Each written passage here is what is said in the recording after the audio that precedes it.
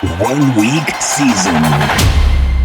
Hey, and welcome in, OWS fam. So glad you are with us. We are back in the DFS lab. As always, this show presented by 1 week season. And today we are looking at Showdown, as we're going to build a lineup on DraftKings, use it as a way to talk through tonight's final Monday Night Football showdown of the season. So glad you guys have been with us all season. And it certainly has been my pleasure to be here with you guys and to be able to talk with and hear Xandamere's sharp thoughts all year.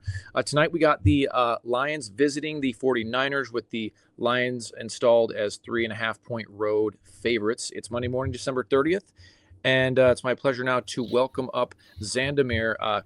Xandamere, how's it going, man? How was yesterday for you? I know that you said when you and Hilo talked on the slant, you said that you liked, you guys both said that you liked that Tampa Bay Carolina game is probably your favorite way to stack it up. So I'm guessing that you had at least a couple lineups yesterday that were in play. I don't know if you took anything down or just had some sweats, but how was it? Yeah, good morning. Had some sweats. Sadly, did not take anything down. Yeah. I had a lineup finish fourth in the FanDuel Early Monster, which was close. And it was a Baker Mayfield double stack with Evans, Thielen, and McMillan. And then I had lineups in, I think it was like eighth, and I had two top 10 lineups on Yahoo. And one, it was like one the final piece. Each one had one player in the afternoon games, and one was Romeo Doubs, and one was TJ Hawkinson. And so in each of those cases, I think I was the highest finisher with either of those players. And so if they had just done, and I was like 4 points out of first, so if they'd done a little bit more, could have gotten there. So So like that last touchdown that Green Bay threw, where it was to Malik Heath? Yeah. If that had been Dobbs, that would have been good for you. But then Dobbs, I would have won the tournament. Damn. That close, and then, dude. Hawkinson had like a deep ball to him that was intercepted. So it's, it's those things, right? It's those like close, the so close things. And I've said this before, to you, right? It's our job as players is to put ourselves in positions where we just need that one last break to go our way. And if we keep doing that consistently, at some point it will. So Exactly. Unfortunately, it did not go the last break did not go my way yesterday, right? I could have, Hawkins or Doubs could have gotten it. It didn't, alas. But if I keep putting myself in that position, that's all I can try to do as a player, right? Absolutely. Yeah. I was I had a lot of like lineups that were in kind of like the higher end of tournaments yesterday. Well, the one tournament I did play, I'm like a smaller player, but I played like 20 lineups in the slant, and had a lot of Baker Mayfield just because I liked him. Like, and then you guys talking about just kind of that offense and just like not just like Baker and a couple of pieces, but like potentially the onslaught build. Really just was like, kind of validated kind of what I was already thinking. And so I was pretty heavy on Baker and just had a lot of like Baker plus 2 or 3 or even 4 Tampa Bay players. And so I had too much Josh Downs. So that was what prevented me from really being in a great position, but it still was a good day. And so, cheers to you guys, you and Hilo, for just the great show on the slant. And just, I think it was a good day for 1 week season as a whole. It was. I mean, if you look at, we have a Banks channel on our Discord where people post their wins, and it's fun to see them and it's fun to cheer for each other. And there were a lot. There were an awful lot yesterday. One guy won 100K. It was fantastic to see. He was sweat. He was on FanDuel, so he had to sweat the evening game, which is tough, right? It's tough having for that kind of money. The game end, the afternoon games end at 4:00 Pacific, roughly, and then you're like, the next game doesn't even start for over an hour, and I have to sit here just waiting, and then I have to sweat this entire game. Like, stressful. I remember that, man, when all the sites used to have Sunday Night Football as a part of the main slate, and that was always stressful. It's almost like you almost had to build your lineups with at least one piece from the late game just so your nerves could handle it, because a lot of times, those games were highly owned for the fact that it's always kind of two good teams playing. And so I remember that. I haven't played They used to FanDuel have in a while. the Monday games. I know. Yeah, back in like yeah, isn't that crazy, wild. man? Yeah, that was before the advent of Showdown and all that kind of stuff. But they still got it on FanDuel, so if you miss that experience, then It's funny. They brought it back. FanDuel did not have that, and they brought it back this year. And I'm not sure what their logic was. I'm not sure why they decided to do it, but yeah, they brought it back this year. Yeah.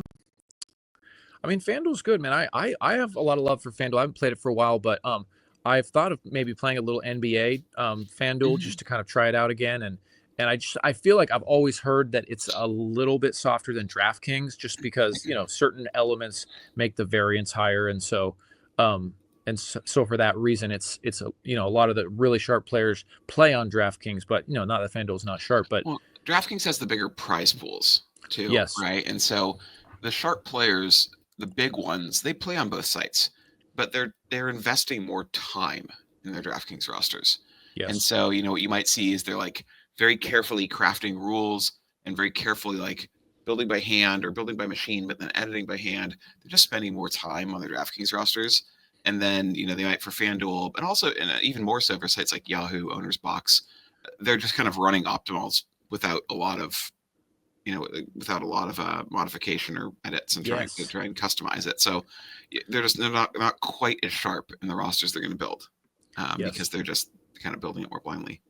No, that makes sense. Yeah, just putting in like their main time building, all their optimizer rules on the DraftKings, and then just throwing it into FanDuel, which again will make it, if you put more time into FanDuel, then that should give you a little bit of an edge, or Owner's Box, Yahoo. Yeah, absolutely. Cool, dude. Well, you ready to look at this showdown? Should be a good one tonight. I mean, for the last game of the year, the motivations are a little bit ambiguous from these teams, but the star power is certainly not lacking with the Niners and the Lions. What's your initial thoughts on this game with San Francisco at home, but yet the Lions favored in this one? Yeah, so I'll start off by saying, I wrote this game straight up, as in, assuming players are playing the full game, assuming motivation. There is a question motivation for the Lions. So the Lions are in this weird situation where, in order to win the division, they need to win in Week 18, but they don't need to win this week, because they're playing Minnesota next week, and that's what matters for taking the division. San Francisco's already eliminated. The Lions' record is already good enough, right? So all they need is to beat Minnesota next week to win their division. And so it's this weird spot where, like, since the NFL went to adding the extra week, like, I've personally never seen a team rest players or do that, like, rest players as in like have them active, but then make an intentional decision they're just not going to play them very much. Like, it's one thing to have the player just inactive, but you only get so many inactives, right? And so having a player active, but then just having them not play very much, like we sometimes see in the last week of the season, in week 18, we'll see shenanigans. We'll see starters play a series or two and then sit, right? I've never seen that happen in any week other than the final week of the season. And so that's kind of the big question to me is are we going to see that from Detroit, right? Detroit has no incentive really to try and win this game. There's no need for them to try to win this game. And if they play everyone full out and someone gets hurt, like Gibbs or Amon-Ra St. Brown, if God forbid one of those guys gets hurt, you can imagine the outcry from fans, from NFL analysts being like, what idiots, why'd you get this guy hurt in a meaningless game? The flip side of that coin is I've never seen a team sit guys in that situation, because teams believe, rightly or wrongly, they believe that there is such a thing as like momentum. They believe that we have to keep our guys in game shape. We have to keep our guys playing to win. Dan Campbell is I don't know if Dan Campbell has that in him to surrender, to give up and to say we're just not playing hard this game. So I'm generally assuming that Detroit has full motivation, and will play their guys like normal and not do anything differently. But that I could be wrong, right? And it's worth at least noting that I could be wrong. Detroit could do goofy things, and if they do goofy things, then it's worth thinking, okay, well, what does that look like?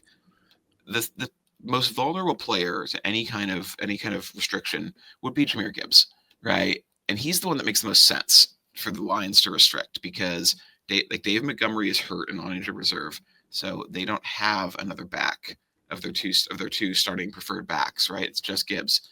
And so if Gibbs were to get hurt, their run game stand at Craig Reynolds, which is not inspiring. So Gibbs is the most likely one who could be restricted, perhaps.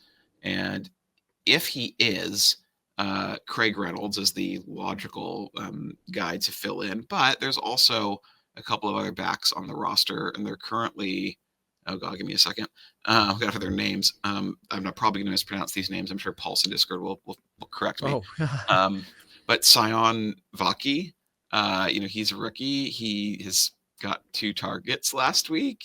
Before that, he hasn't touched the ball since week 11 in that 52-6 beat out of Jacksonville. He got a few garbage time carries. So there's Vaki, and then there is who's the other guy? Sorry, one second. I'm gonna find him. There's Jermar Jefferson, who is on the practice squad currently, who may get elevated. And they elevated him last week. So I don't think that elevating him this week really says anything, really gives us any kind of signal. I think he's probably going to be elevated because he was elevated last week. They had 4 running backs in the roster for last week. So I don't think we can read into it if he gets elevated. I think he probably is getting elevated. But he's the other guy. He got a few carries last week. He got 3 carries and a target last week in garbage time in Chicago. So those are the other guys that could mix in should Gibbs be limited. They may not want to give 25 touches to Craig Reynolds because now Craig Reynolds is their main backup. So who knows how they distribute the workload there. I think it gets pretty volatile if they decide not to run Gibbs heavily. And then if you get sorry, excuse me. And then if you get into the pass catchers, you might start seeing guys, Amon-Ra St. Brown would be the logical guy to rest for the pass catchers. Maybe Jamison Williams, but I don't think they're going to go out and start running Allen Robinson and Tom Kennedy, who are their backups at those positions. I don't think they're going to start running those guys early in the game. I could be wrong, right? Again, I could be wrong, but I wrote the game up normally as if the lines are going to play it straight up and play it normally. I could be totally off, but it would just confuse me to see a team bail out and not play their starters in week 17. It happens in week 18. I've never seen it happen in week 17. On the 49ers side, sorry, I need to pause. Oh yeah, you're good. Yeah, I mean, I'll just kind of respond to that and say that, it's kind of there's 2 sides to it because like you said, Dan Campbell is not the kind of coach that you could really see doing that. And then just the precedent, I guess, like you said, but also on the other side of it is that Detroit has already been just racked by injuries, obviously Montgomery, and then also just their defense has really been pretty decimated by injuries as well. And so at this point, maybe Detroit is there's an extra level of nervousness about what if, Gibbs gets hurt or something like that. I mean, injuries play such a big part in whether or not a team is able to make a legitimate run at a Super Bowl. And so you really have to be considering that if you're Detroit. But all that to say, I still think you kind of just, because Detroit hasn't said anything, we just have to kind of assume at this point that, Detroit's going to be a full go. All their players are going to be available and they're going to play this game to win. But again, it's not like the NBA where they have to say, hey, LeBron James is out or something like that. They can say they're active and not really play them. So it just kind of is a fluid situation. Actually, to be specific, the Dan Campbell said they are playing all their guys. So they're not resting guys. Okay. But it's coach speak. Yeah, but Dan, if I believe, has Dan?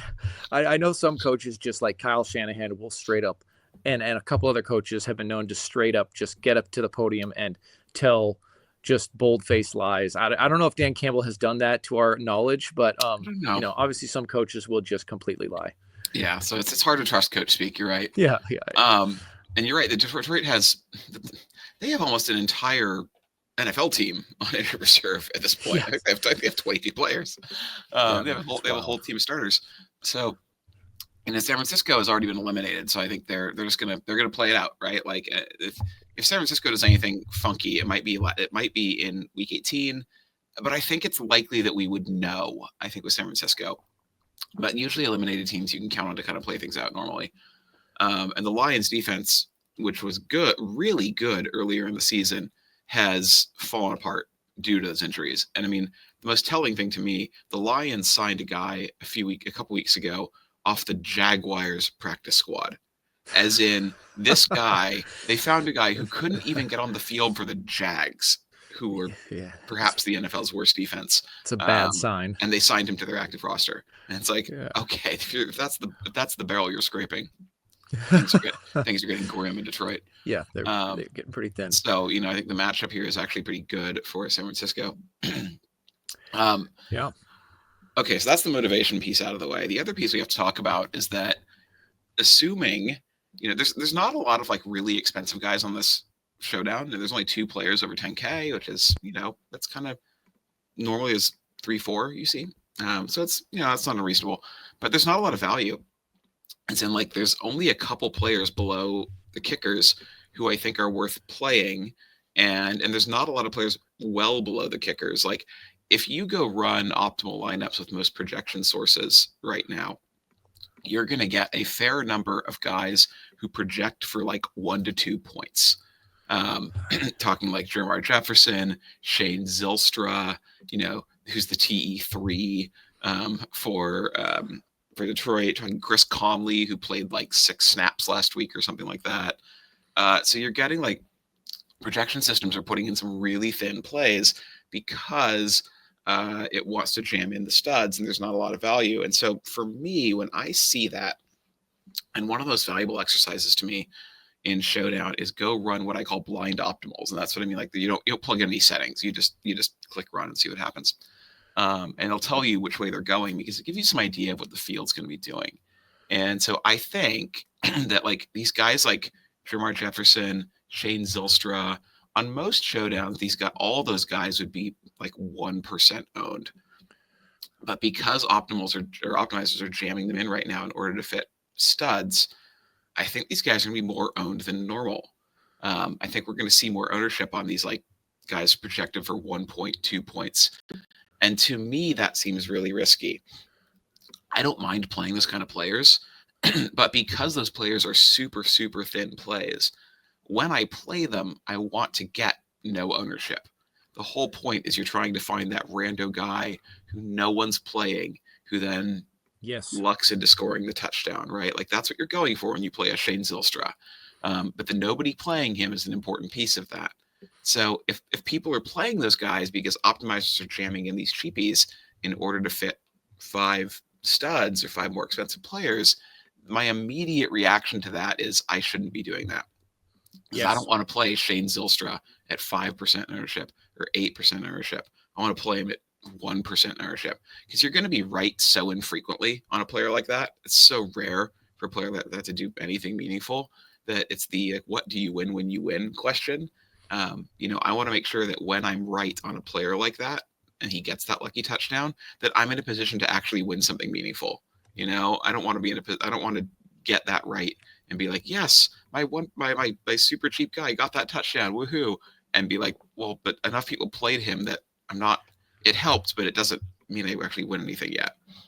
Right. And like you said last week, when you have one of those players, just the way the pricing structure plays out, it's more than likely that a lot of the same 5 other players are going to be replicated by a portion of the field, even if they have a different 1% player that like doesn't do as well. It's just like that.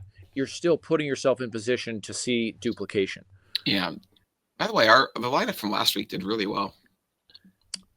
That's right. Oh, I mean, I know it did because I played pretty heavily into that. It was the Packers and Saints, and just the Packers onslaught with random Saints. I did not have Francis Morrow, who enough Foster. of him. Foster Moreau. It was the other Moreau brother. I got confused there. It was the RB3 for the Saints, so I actually ended up getting there. That's right, dude. Yeah, the overall structure of like we talked about Jacobs captain, Jordan Love, Packers D, no more than 1 Packers pass catcher. RB2s. Like that was RB2s. Both Packers RB2s had good games. Yeah. That was a good one. Anyway, that was man. That was best. My objective here is not to give out winning rosters. I mean, I might get lucky and happen to find the optimal one week, but the plan here is not to be like, I'm trying to find the optimal roster and share it with YouTube. Right. Let's talk about talk about strategies for how to approach each showdown. And I think last week we were on it. That was the correct strategy. Well, yeah, and what stood out to me was just that it was the onslaught build was going to be popular. So it was like, how do we do an onslaught build differently? which Exactly. I think is the value of this. Is like you're like, here's what I'm seeing. Here's how you can do it differently, or pivot away from what the field's doing.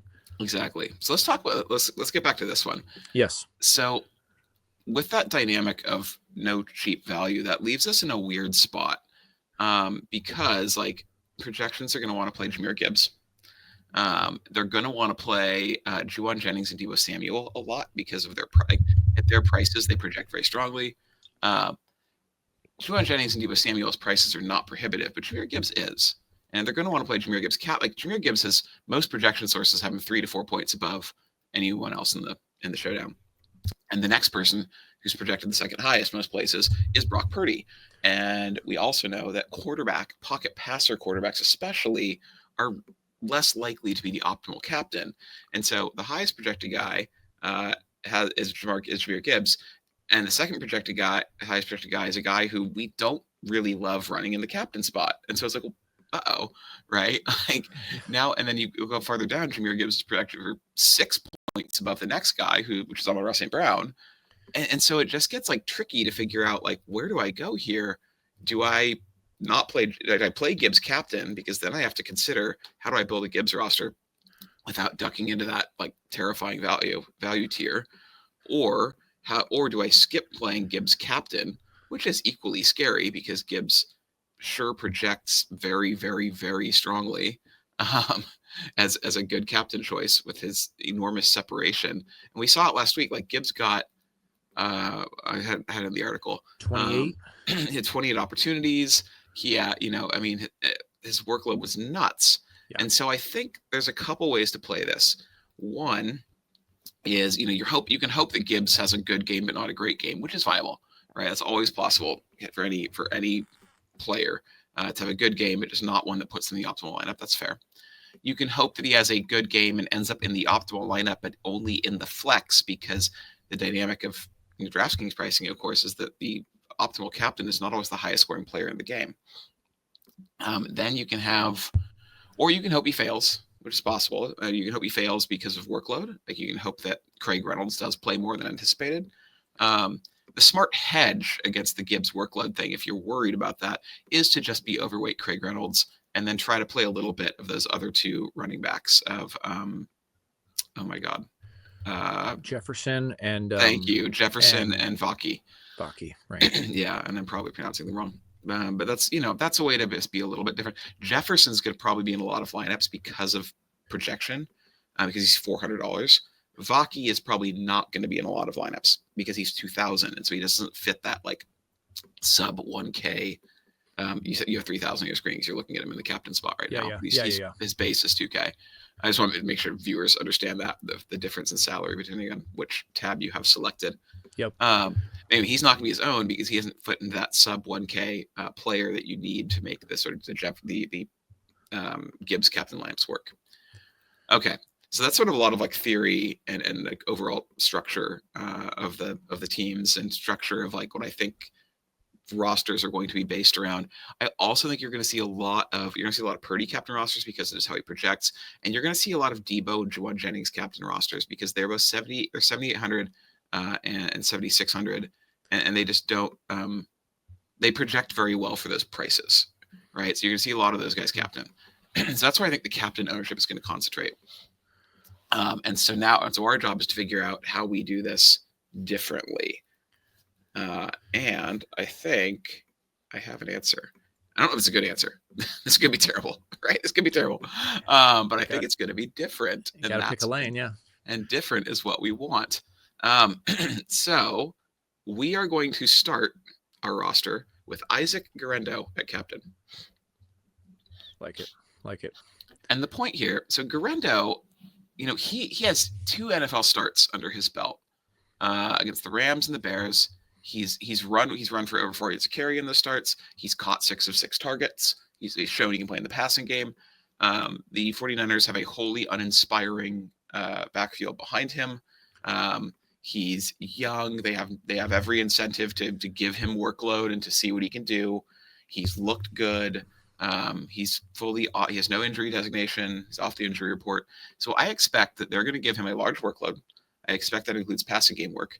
Detroit, we say like don't play running backs against Detroit, but it's actually not because they're efficient against running backs. They're not good against running backs on a per game basis, or not especially so. They're good against running backs because they tend to play from ahead, and running backs get game scripted out. Exactly. So volume becomes a problem for running backs against Detroit. But on a per carry, they're giving up like middling metrics for running back efficiency on a per carry basis. The 49ers run scheme is obviously one of the best in the league. I mean, you've got, Trent Williams is out, which is impactful, but you've got Kyle Juszczyk and George Kittle blocking. Yep. So I just, this is like, Guerendo is a really interesting captain choice. It was between him or George Kittle. George Kittle being another really interesting captain choice because Kittle is one of the big 49ers. Like, he's a little overpriced, whereas the others were a little underpriced for how projection systems are viewing them. So that means Kittle's going to be a little bit lower owned. So those are the two that I think I'm the most interested in. So that's my start. So Isaac Guerendo. Yeah, I like it. I like it, dude. Yeah, Guerendo. I think that he'll, like you said, where their ownership is concentrated, I could see Guerendo being a little less owned. And just he has the upside against this banged up Detroit defense. Yeah, I hope so. I certainly hope so.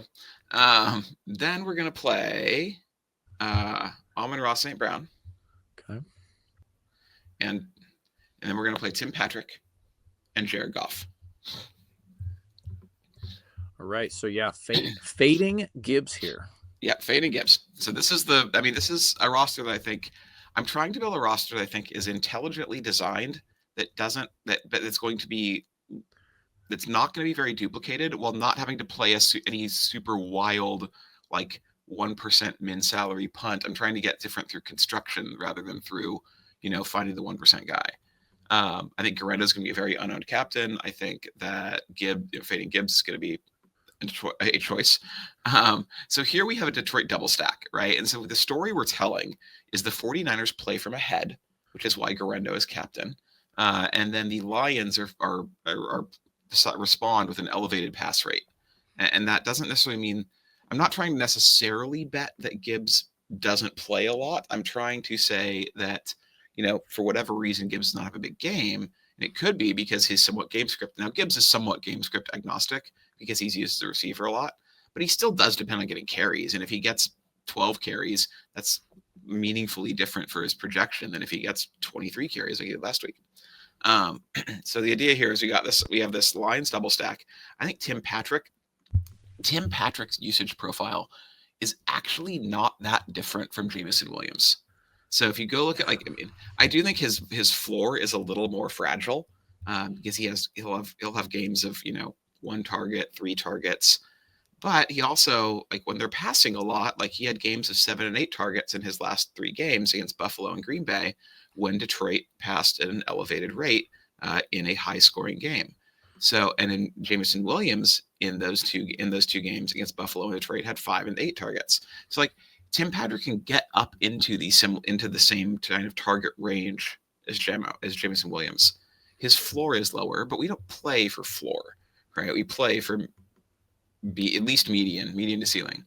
And I think that Tim Patrick does have the ceiling of similar target volume to Jameson Williams at roughly half the price. And so he, to me, is a very interesting value play. And again, this is a slate that is thin on value. And a lot of the value we have is, not very, I don't want to dip down to that 1K value range. The cheapest I want to go is Kyle Juszczyk. And I really don't even feel very good about that. So then. Yeah, we got, and again, to your point, got plenty of salary to play with here still. Yeah, so we have enough salary that we can play. You could go 2 mid-range plays. You could go say Moody, and then you have 8,200. You could go Juwan Jennings or Deebo Samuel. It's that, and that's a reasonable play. You don't have Brock Purdy, but you only have 1 pass catcher for San Francisco. You could go Brock Purdy, who projects very well. Then you have 3,600. You could go Brock Purdy, and then you're kind of dipping into the value town. So you could Brock Purdy 49ers defense. You could go Brock Purdy, Ricky Pearsall, you could go Brock Purdy, Craig Reynolds, or Kyle Juszczyk. I think those are all reasonable options. You could go double kicker and leave salary on the table. You could go 1 kicker and Sam Laporta. There's a lot of ways you can play this, and you don't have to dip down into the value tier. So let's look at what I think will be the most if you had this roster built to this point, let's look at what I think will be the most popular combination around this roster. Let's plug that in for a minute. This is not going to be the final roster, but it would be Brock Purdy, Ricky Pearsall. So we plug those in. What we notice about this? Obviously, there's correlation between Brock Purdy and Ricky Pearsall because that's a quarterback and his pass catcher. It gets us to a 3-3 roster, and statistically speaking, it is less likely for when you have a 4-2 build.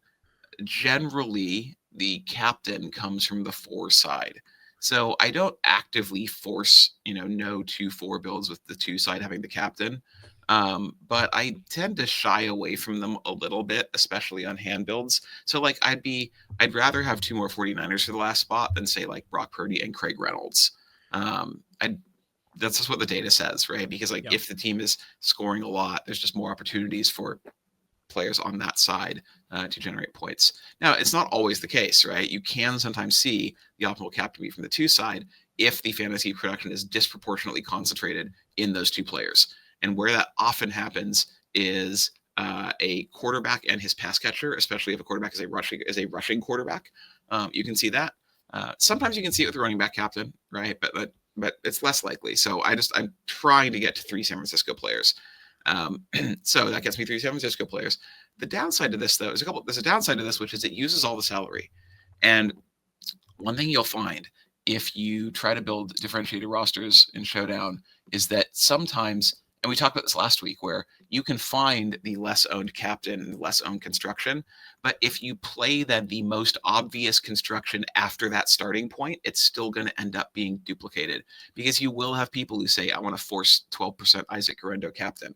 And if you do that, you start getting down this trail of this becoming a fairly common roster, especially with all the salary spent with Isaac Guerendo captain. So I'd like to find something a little bit different. The hard thing, it's hard to find something that's that much different is the problem. That still keeps the structure I want. But in terms of duplication, even little bits of salary are meaningful. So the one I'm going to go with instead of this is I'm going to go Deebo Samuel and Jake Moody. And so instead of and I think this will end up being slightly less owned, and for a couple reasons. I like it. One is that it doesn't spend all the salary. And importantly, when you don't spend all the salary, you want to think about what the decision points are that people have to make or that optimizers have to make. And the key decision point that the optimizer or the player there's 2 key decision points the optimizer or player have to make here. One is, do you play Juwan Jennings or Deebo Samuel? Because you have the salary to play either, right? And in most places that I am looking, Juwan Jennings projects ahead of Deebo Samuel. And so when you can play either play and you intentionally make a decision to play the player who projects a little bit lower, that's where you're getting ownership discounts from, right? When you can say, because keep in mind that most people are building for these using optimizers, and an optimizer's job, like what it does behind the scenes when you click run, it's trying to build the highest projected lineup within the series of constraints you've given it. And so if you were to plug these 4 players into an optimizer and go hit run, eventually you'd get a combination that spat out Deebo Samuel and Jake Moody, but not for a while because there's other options that are going to project above it. And so because of that, I think that we get the ownership discount on Deebo versus Juwan Jennings because Juwan Jennings projects for more points than Deebo Samuel. And then because the Lions have a higher team total, and that's where kicker projections come from, the Lions kicker Bates projects for more points than Jake Moody. And so thus optimizers are going to prefer putting in Bates over Moody. So we have the final 2 decision points in this roster. In each one, we're taking the slightly lower projected player, and each one of those offers us a bit of an ownership discount. And so if I'm I'm actually doing this right now because I'm curious, if I go to your optimizer of choice, powered by your projections of choice, I plug in the roster that we started with Guerendo captain, Amon-Ra St. Brown, Jared Goff, Tim Patrick, and just hit run with no other constraints. The first returned roster, the highest projected roster with that initial start, is Brock Purdy, Ricky Pearsall. That first combo we looked at. And so There it is. if you're playing a modest field contest, like say, I don't know, maybe 1,000 or under, and you want to start with this base, I would feel comfortable playing Brock Purdy, Ricky Pearsall in that size field, and feeling like you're probably not going to be duped, or you might have one dupe or something like that. You're not going to be heavily duped in a smaller field contest. And then the Purdy Pearsall roster projects the best of that combination. So I'd be comfortable playing the Purdy Pearsall roster in that particular contest. Now I'm trying to scroll down and find where I get the Deebo Samuel Jake Moody combination is the 18th roster, 18th highest projected roster, starting with this base. And so that gives me some idea, right? Where I can say, okay, first off, starting with the base of Guerendo captain, I think that I'm already somewhat differentiated from the field. He's not going to be the most popular captain. He's not going to be unowned, right? But he's not going to be the most popular captain. But then when I realize that I'm already starting with a less popular initial captain choice, and then I'm off of that base roster that I already think is not one of those popular starts, then I'm getting the 18th highest projected one. And keep in mind, when I say highest projected, we're talking a couple of points of projection. Yeah. So not very meaningful. But that's how optimizers think. That's how optimizers build. They build around projection. And so when I'm getting the 18th highest, I think this roster is probably not unique in a large field contest. It's probably not unduped, but it's probably very, very low duplication. So that's a strategy that I like to use too, is I'll go in running blind optimals, lock a few players, or don't lock. It gives you a lot of insight into what the field's likely to do. And since so much of Showdown is about not being duplicated while still building, it's easy to build non-duplicated rosters. That's not hard. They're just going to be terrible. Go plug in Shane Zylstra at captain and then leave 15K on the table. And I guarantee your roster's not duplicated. But I also guarantee you're not winning anything. So the trick is building good rosters that are well projected, that have a reasonable chance of getting first, that are also low duplication. That's the art and science. And so the sweet spot is I tend to look for rosters that project within 15 to 20% of the raw optimals. The raw optimal, according to the projections I'm using that I run, is about 105 points. And so this roster projects around 91 points. So that's about what is that? A 12, 13% discount from the top projected roster. I don't usually like to run a roster. I wouldn't run a roster that projected for 40 points. You're just giving up too much for uniqueness. But finding that sweet spot of uniqueness versus good roster construction is the art. That's the art and science of Showdown. Man. So that's about 10 to 15% off the highest optimal projection. Yeah, that's a great baseline, dude. That's about as much as I'm willing to give up. Yeah. Hey, from inside the mind of a huge MME player, this is 4D chess, man. This is good stuff. Awesome, dude. Well, unless you had anything else, dude, this is a great lineup, and I just appreciate the granular approach of just kind of really getting down to the nuts and bolts of how to really decrease the duplication as much as possible. Because, of course, we would all enjoy if you're going to win first and you're tied with X number of people, but you still take home 10K, that's still significant and nice. Mm-hmm. But, we're looking for that, top takedown with, if not a solo, a very low amount of duplication where you're looking at, six figures or high fives. Absolutely, dude. So this is great stuff. Very helpful. I appreciate it as always. Yeah, it's been fun, and nothing else really. But I do want to say, since this is our final show of the season of these, because there's no Monday night show next week. Great. My friend, it has been a pleasure doing the show with you. And to everyone who is kind enough to listen to our show, thank you. Thanks for listening. Thanks for chiming in from time to time with feedback and commentary. Really appreciate that you put up with my sort of rambling, long-winded approach to strategy. I hope it's been helpful. Looking forward to being back next year and continuing to help people find edge. And yeah, thank you. We're here because of you guys. So thanks for supporting us. That's right, brother. Same to you, Xandamere. It's been really fun for me. I've certainly learned a lot. I'm going hard tonight, man. I'm gonna just go for this one tonight, final one, and looking forward to next year already. So for the podcast listeners, the final lineup we did land on was a Guerendo at the captain with Amon-Ra St. Brown, Tim Patrick, Jared Goff, Deebo Samuel, Jake Moody. Xandamere, good luck tonight if you decide to play, or if you don't, I hope you enjoy your night. And good stuff as always, man. Thanks for the season, and we'll talk to you, talk to you next year.